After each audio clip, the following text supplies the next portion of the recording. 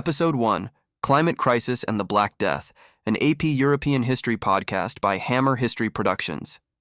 Hi everyone, I'm Miles Thatcher, and welcome to the Once and Future Present. I am taking over as host for this season from Casey Brooks. She is producing a new AP US History podcast, Jumping Frogs and Founders. This year, we are going to be making shorter episodes based on the 13th edition of McKay's AP Euro textbook. We are also going to be using more debates from the Taking Sides series. We will be exploring major turning points in European history, and today we're starting with one of the most dramatic periods of change in the Middle Ages. We're looking at how environmental change and disease reshaped European society in the 1300s. Joining me are Dr. Morgan and Professor Theo. Dr. Morgan, Professor Theo, thanks for being here. Happy to be here, Miles. Always glad to be here, Miles. Talking history is kind of my favorite thing to do. I'll be honest, cross-country season just started at school, and the first week of practice always feels brutal. You're tired, your legs hurt, and you're wondering how you're going to survive the rest of the season. Reading this chapter kind of reminded me of that feeling, because it seems like Europe in the 1300s just kept getting hit with one problem after another. Honestly, that's a really good analogy. Historians often talk about the 1300s as a period of crisis in Europe because a bunch of major problems all hit at once. When you say crisis, what kinds of problems are we talking about? From a historian's perspective, we're looking at a convergence of structural pressures: environmental change, declining agricultural productivity, famine, political conflict, and finally, epidemic disease. The most dramatic of those forces was the Black Death. That's the plague that killed a huge percentage of the population, right? Exactly. One key point historians emphasize is that the plague struck a society that was already under strain. Agricultural systems were stretched, populations were near their limits, and climate conditions were becoming unstable. Europe had already been experiencing serious stress. So the crisis started before the plague. Yeah, exactly. Imagine living in a village where harvests were already getting worse and food was harder to find. When the plague showed up, people were already tired, hungry, and scared. Okay, so let's rewind a little. What was happening in Europe before the disasters began? From around the year 1000 to about 1300, Europe experienced a long period of expansion and growth. Population increased significantly during these centuries. What caused that population growth? Several things. Agricultural production improved, forests were cleared for farmland, and new farming techniques helped increase the food supply. So more land and better farming methods both pushed food production up? Right. But there's only so far an agricultural system like that can stretch, especially when the technology is still pretty basic. So eventually the system couldn't keep up. That's correct. By the late 13th century, 1200s, Europe's population had grown so much that farmers were cultivating land that wasn't ideal for agriculture. I remember a term from the chapter for that: marginal land. Can you explain what that means? Marginal land is basically farmland that's not very good. The soil might be thin, the ground might be steep, or the climate just isn't great for farming. So farmers were basically stretching the system to its limits. So crops can grow there, but only if conditions are good. Which means if something goes wrong, like bad weather, the crops fail more easily. That's right. That seems like a risky situation for a society that depends so heavily on agriculture. It was. The chapter also mentioned something called the three-field system. I want to make sure I understand how that worked. So the three-field system worked like this. Farmers divided their land into three big sections. One field was planted with winter crops, such as wheat or rye. Another was planted with spring crops, like oats or barley. The third field was left fallow, meaning it wasn't planted that year, so the soil could recover. So every year, 1/3 of the land wasn't producing food. That's right. That seems inefficient compared to modern farming. It is by modern standards, but for medieval Europe, it was actually an improvement over earlier systems. Still, if the population kept growing, eventually the system would struggle to produce enough food. Exactly. And that's what began to happen toward the end of the 13th century. So Europe was already kind of at the edge of what its agricultural system could support. Yes, and then the climate changed. That's the Little Ice Age, right? What exactly was the Little Ice Age? The Little Ice Age was a long period of cooler and wetter climate conditions that began in the early 1300s, around 1300. When historians say cooler, how much cooler are we talking about? Even a small drop in average temperatures can significantly affect agriculture. Shorter growing seasons and heavier rainfall made it harder for crops to grow successfully. So even a small climate shift could ripple through the entire food supply. So harvests started failing. And if a society is already close to the limits of food production, that's a big problem. Yeah, exactly. The system didn't have much room for error. That leads to the Great Famine, right? First vocabulary check. What exactly is a famine?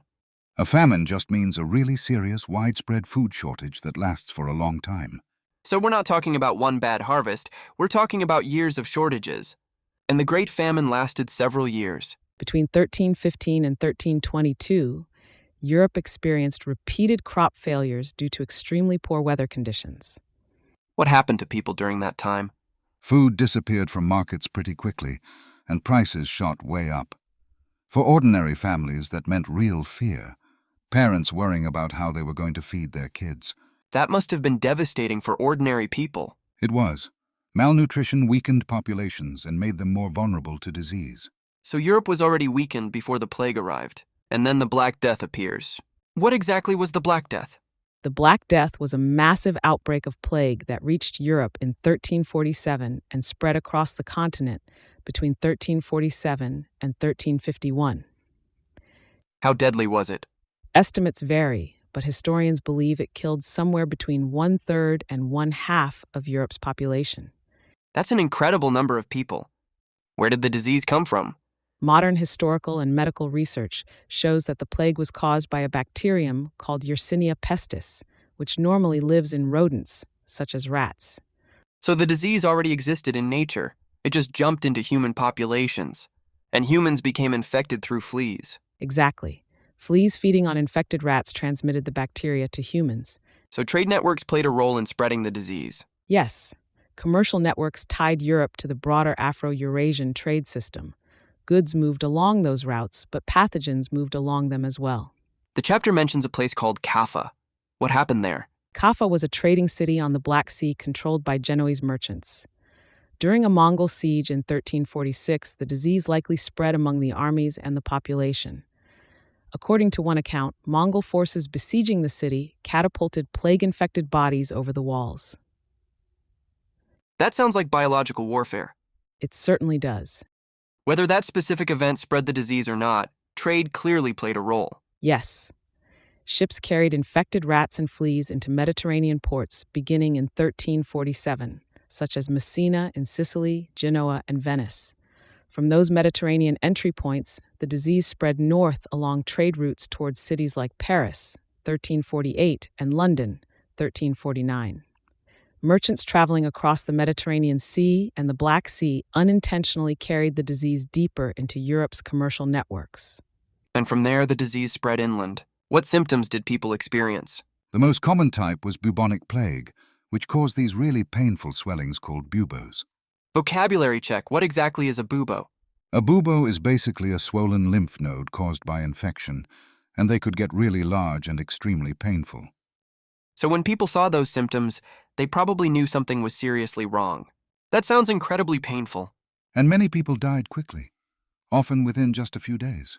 I can't imagine how terrifying that must have been.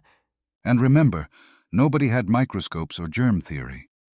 People just saw neighbors suddenly getting sick and dying, sometimes within a couple of days. How did people try to explain the plague? A lot of people believed the plague was punishment from God for human sin. That makes sense in a society where religion shaped how people explained almost everything. That's where the flagellants come in? Right. Flagellants were groups who went from town to town whipping themselves as a form of religious penance. They believed that suffering would convince God to stop the plague. Unfortunately, fear also led to violence. Unfortunately, Jewish communities were falsely blamed for spreading the disease, and that led to persecution and violence in a lot of places. That's tragic. Dr. Morgan, the chapter also mentioned early forms of quarantine. Can you explain that? Quarantine refers to isolating people or ships to prevent the spread of disease. So cities were already trying to develop early public health responses. That's right. When I take students on our summer Europe trips, we sometimes cruise past a small island in the Venetian lagoon called Poveglia. That's the plague quarantine island. Exactly. Ships arriving in Venice during plague outbreaks had to stop there before entering the city. That's fascinating and a little creepy. The scale of the crisis basically forced societies to start figuring out new ways to control disease. So the plague didn't just cause death, it also changed how people thought about health and society. Yeah, and it had huge economic consequences too. Because so many people died. Exactly. The sudden loss of population after the plague years 1347-1351 created a major labor shortage. Meaning there weren't enough workers to do all the jobs. That must have changed the balance of power between workers and landowners. It did. From an economic perspective, the demographic collapse shifted bargaining power toward labor. Workers could demand higher wages because their labor was suddenly much more valuable. In England, for example, the government under Edward III tried to control this new economic reality. Did governments try to stop that? Yes, many governments passed laws attempting to freeze wages at pre-plague levels. One famous example was England's Statute of Labourers of 1351, passed under Edward III, which attempted to force workers to accept the same wages they had earned before the plague. But enforcing that must have been difficult. Extremely difficult. Professor Theo, what about cultural changes? One big cultural reaction was that death suddenly felt everywhere. People saw it in their towns, their families, and their churches. So this wasn't something distant or abstract? People were experiencing it personally in their communities? So the experience of the plague didn't just change economics, it changed how people thought about life and death. That's where the dance macabre comes in? Exactly. The dance macabre, or dance of death, shows skeletons leading people from every social class toward death. So the idea is that death doesn't care if you're rich or poor, powerful or powerless? Exactly. Paintings and murals depicting the dance macabre appeared across Europe, including famous examples in churches and cemeteries, such as the Dance Macabre mural at the Cemetery of the Holy Innocents in Paris, and later traditions in places like Basel and Lübeck. Writers also reflected on the catastrophe. The Italian author Giovanni Boccaccio, for example, described the chaos of the plague in the Decameron, where a group of young people flee plague-stricken Florence and tell stories while hiding in the countryside. Medical writers like Guy de Chauliac tried to describe the disease using ideas inherited from ancient physicians such as Hippocrates and Galen, who believed illness might come from poisonous air known as miasma. That's a powerful image. So by the end of the 1300s, Europe had gone through famine, disease, and massive population loss. Yes, and those experiences fundamentally reshaped European society. Next episode, we'll explore how war, church conflicts, and social unrest added even more pressure to this already unstable period. Thanks for listening to The Once and Future Present, an AP European History podcast by Hammer History Productions.